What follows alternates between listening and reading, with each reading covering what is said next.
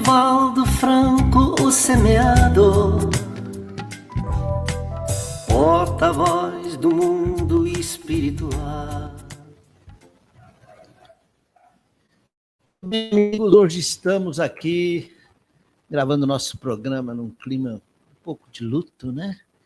Mas um luto sereno, um luto até que ele chegou bem aqui ao nosso coração. Nós estamos aceitando com naturalidade a partida de Edivaldo, que ocorreu ontem, 21h45, na Mansão do Caminho. A mídia toda já noticiou com certeza.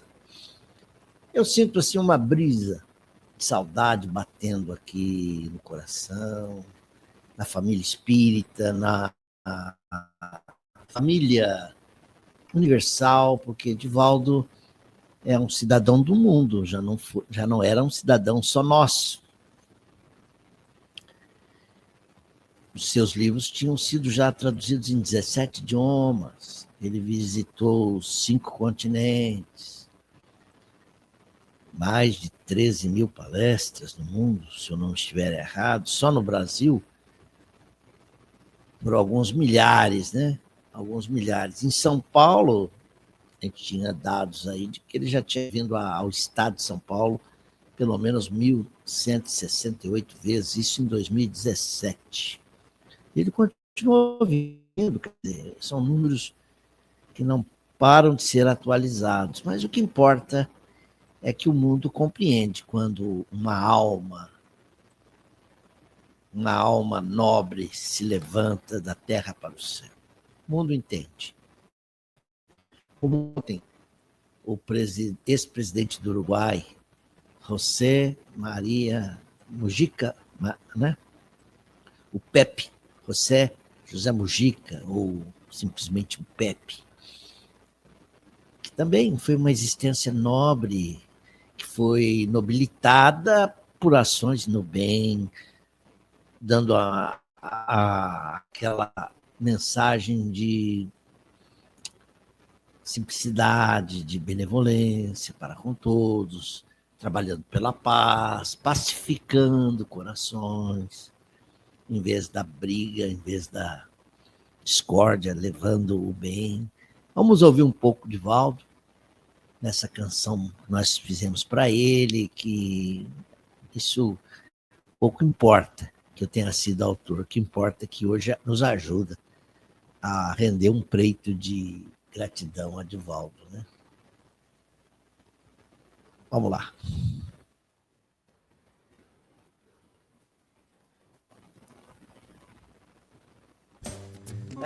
Edivaldo Franco, o semeador,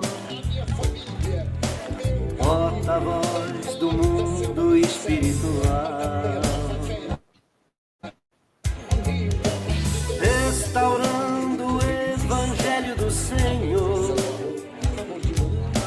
nas verdades do espírito imortal.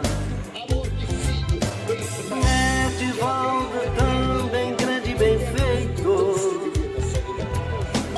resgatando as sombras, almas para a luz, enxugando tristes lágrimas de dor. É o mensageiro e servo de Jesus. Obrigado porque eu tenho em ti. É o mensageiro e servo de Jesus. Obrigado, Senhor. E hoje somos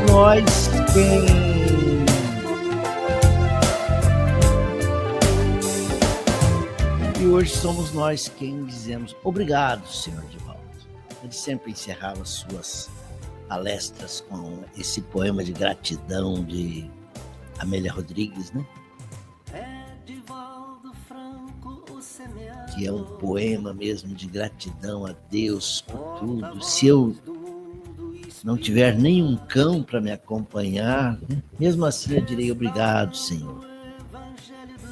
E ele terminava, muito obrigado, Senhor, porque eu tenho a Ti, porque eu creio em Ti, muito obrigado, Senhor, muito obrigado, Senhor. E hoje nós dizemos, muito obrigado, Senhor. Muito obrigado.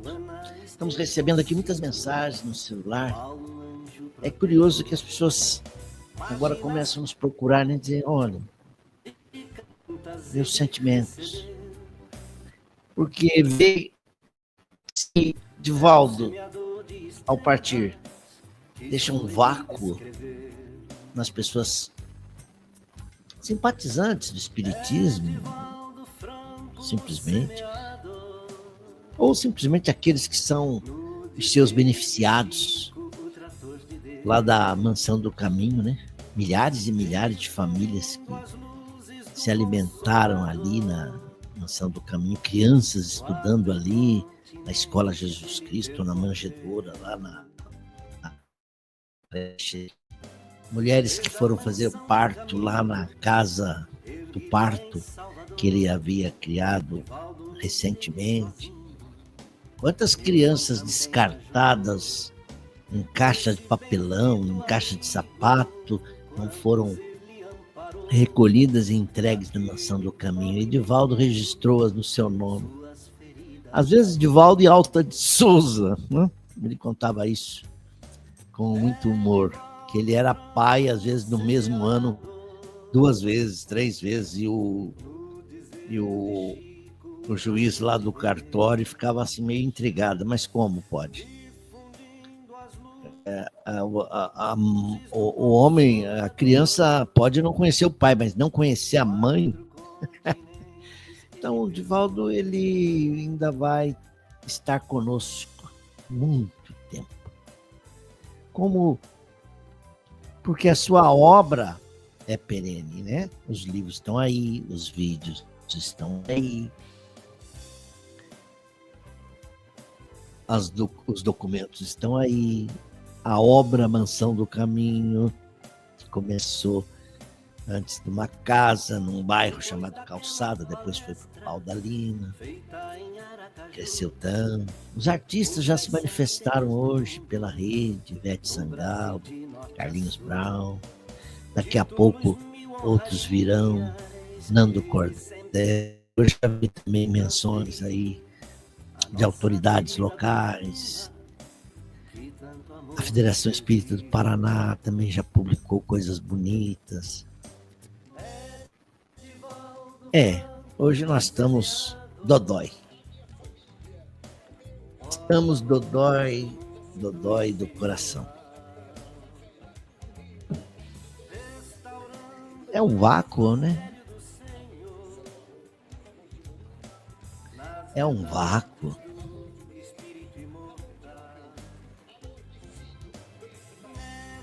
É um vazio que vai ficando assim, né?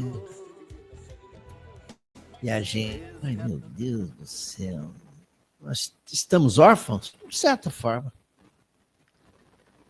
De certa forma, sim.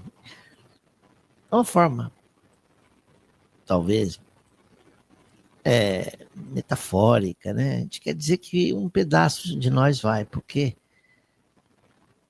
nós espíritas, vamos falar aqui do movimento nosso, nós estamos habituados a chamar Divaldo para palestra, para abrir congressos, seminários, não é? Ele está ainda fazendo seminários. Até o ano passado eu vi ele abrir seminários que duraram horas. Faz a abertura, faz uma palestra, faz a palestra fechando. Incansável, né? Você tem um adjetivo para Divaldo, ele foi incansável. Foi incansável no labor. O labor espírita, ele foi incansável. Ele foi chamado de até uma espécie de Paulo, o apóstolo Paulo da modernidade, né? Fabiano, pra cá, pra lá, muita gente podia dizer, puxa, ele passeou muito, né? Passeou. A trabalho. Claro, o trabalho feito com amor é um passeio. E ele fez muitos amigos. Ele fez muitos amigos. No dizer de Chico, o trator de Deus. Ele fez muitos amigos. Difundindo as luzes do Consolador. Ele fez muitos amigos. Eu não fui tão íntimo dele, mas de tanto entrevistá-lo, chegou uma hora que ele falou: Rubinho, eu vou ter que ir embora, se você vai me entrevistar, tá chegando na hora. Eu falei: pô, ele me chamou de Rubinho. Fiquei feliz. E mais feliz quando eu soube que essa música que está tocando ao fundo foi tocada na Mansão do Caminho durante o aniversário dele. Fiquei feliz. Fiquei feliz também que a própria Sueli, que aparece num dos versos aí, que Sueli o chamou de semeador de estrelas, né? A própria Sueli falou: eu conheço, eu sei, você me citou na tua música. Então Sueli já está lá, que ela possa dar aí esse abraço de boas-vindas ao Divaldo. A sua mãe, ao que se sabe, já estava junto com Joana ali, ajudando ele. Porque num dos últimos vídeos dele, coisa de menos de 2 semanas atrás, ele descreveu um momento em que ele, uma noite em que ele iria desencarnar, final de abril, e que Joana lhe apareceu e disse: olha, é para ser de hoje para amanhã, vai se preparando. Vá se preparando, só pense agora na sua casa interior. As coisas de fora deste mundo, do mundo material, você esquece. E ele disse que foi se preparando para a desencarnação. Mas diz ele que assim que as notícias começaram a espolcar na internet, que ele estava mal, etc., ele começou a visualizar uma luz verde, verde, verde, e ele aspirava daquela luz verde. Depois ele foi entender que aquilo era o resultado das vibrações de amor e das preces das pessoas, dos amigos. Que bonito, né? E até o momento que ele se refez. Aí volta a Joana de Ângeles e diz: ó, fizemos aqui um conciliábulo com algumas entidades aqui presentes, incluindo a mãe dele, e resolvemos prolongar um pouquinho mais tua estada aqui na Terra. A gente fica pensando, por quê, né? Isso é misericórdia de Deus, porque nesses dias, nessas semanas, nós fomos nos preparando para a partida dele, nós fomos nos preparando psicologicamente. Ele também deve ter dado alguns detalhes lá, algumas dicas ali para a Mansão do Caminho, para o Mário Sérgio, para a Luiziane Bahia, para a professora Solange: olha, eu quero assim, assim, caixão fechado, umas exéquias rápidas, né? Sem desfile, em carro aberto, por Salvador. Ele simplificou as coisas, o que eu acho muito bom. Claro, é preciso dar um tempo para aquele aceno que hoje está ocorrendo lá na Mansão do Caminho. Está havendo um ato público em que as pessoas podem ir lá olhar o caixão fechado, mas tem um pôster dele bonito lá. Fazer uma prece, encontrar os amigos, se abraçarem. A gente vai lá, abraça o outro que também está sentindo a mesma coisa. Eu trouxe uns slides aqui, não sei se eu vou conseguir mostrar, mas vamos ver.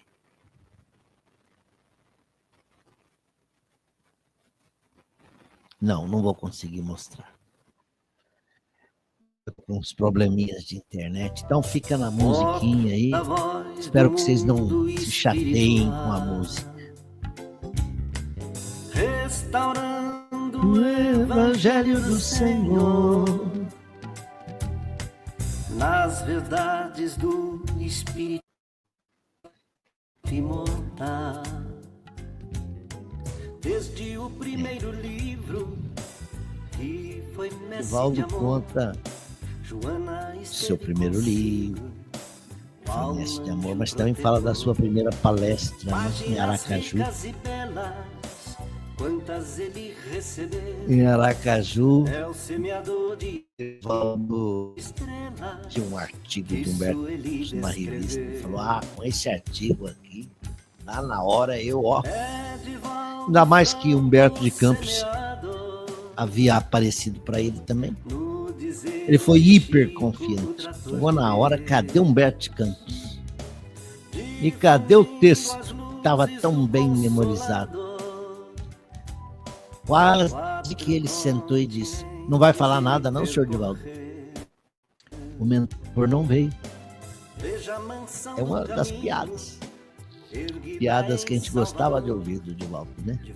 A piada dele dentro do bonde, que pisaram no sapato dele, o sapato mais bonito que ele tinha,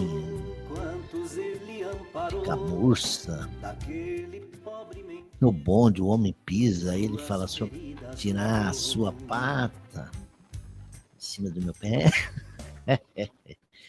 Ou quando ele, na Inglaterra, foi participar de um jantar muito chique e tinha que usar o smoking, cartola. Ai, a cartola não entrava na cabeça dele. Ele falou: baiano, que absurdo.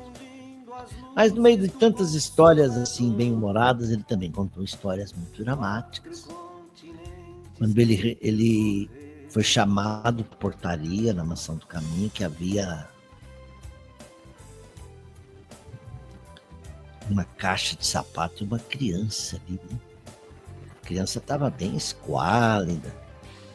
E ele correu e chamou lá o pessoal da enfermagem, porque há um serviço de saúde dentro da Mansão do Caminho. Muitos filhos dele, entre aspas, se tornaram médicos e continuaram trabalhando na Mansão do Caminho. Ele conta que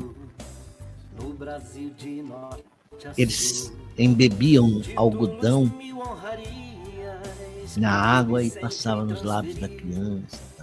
E que naquele instante, um espírito muito rebelde, muito endurecido, que ele costumava chamar de máscara de ferro, porque ele tinha expressão dura.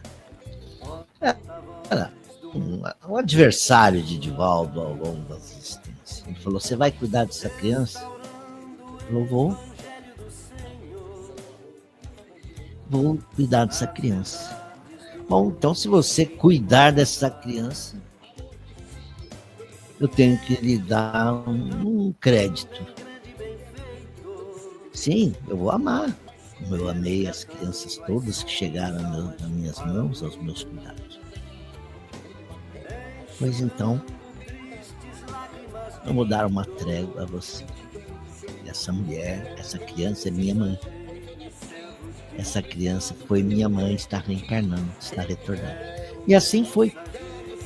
Outra história também que a gente gosta de ouvir do Divaldo, e ele contou sempre a título, não de falar da vida pessoal gratuitamente, né? Ele falava isso para ilustrar o seu conhecimento, o que ele estava nos ensinando.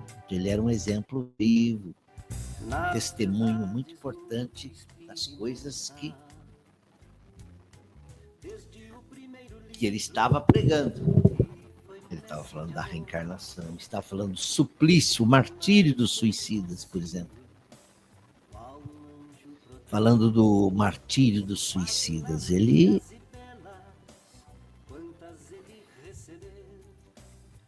Eu vou segurar o microfone que vai ficar melhor.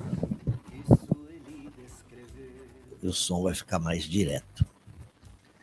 Já que eu não vou operar slides, eu posso segurar o microfone. Então,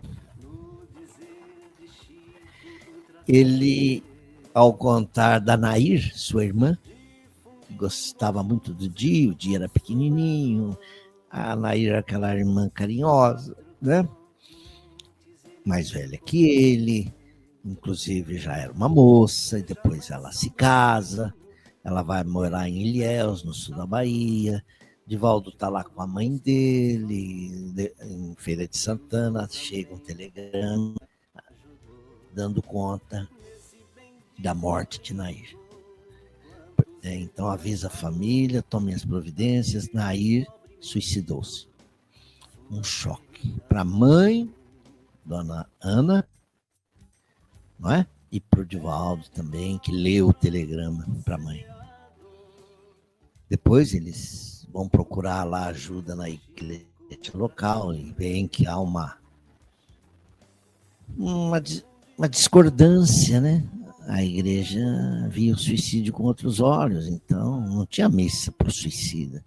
A mãe, então, rompeu com a igreja local. Isso está no filme O Mensageiro da Paz, né? É um filme que eu acho que para o leigo, para a massa, tá bom, mas para nós espíritas a gente queria mais. Eu queria outra coisa no filme, mas para muita gente leiga que viu e gostou, então a mensagem chegou, é o que importa, né?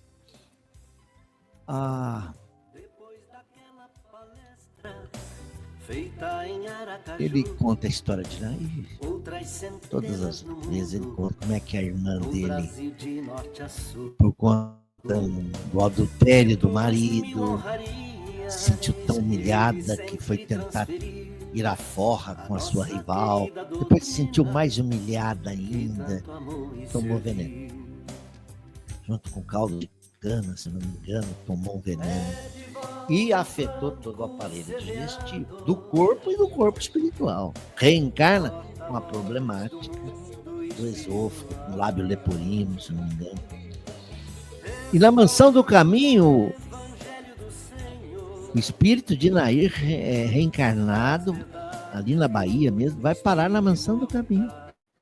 E quando a criança fala,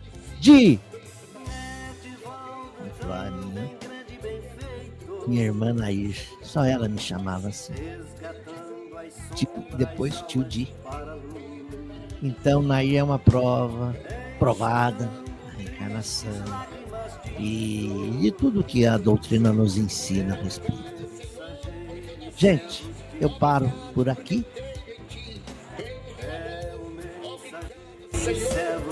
Com o meu abraço. Hoje vai ser um dia meio duro,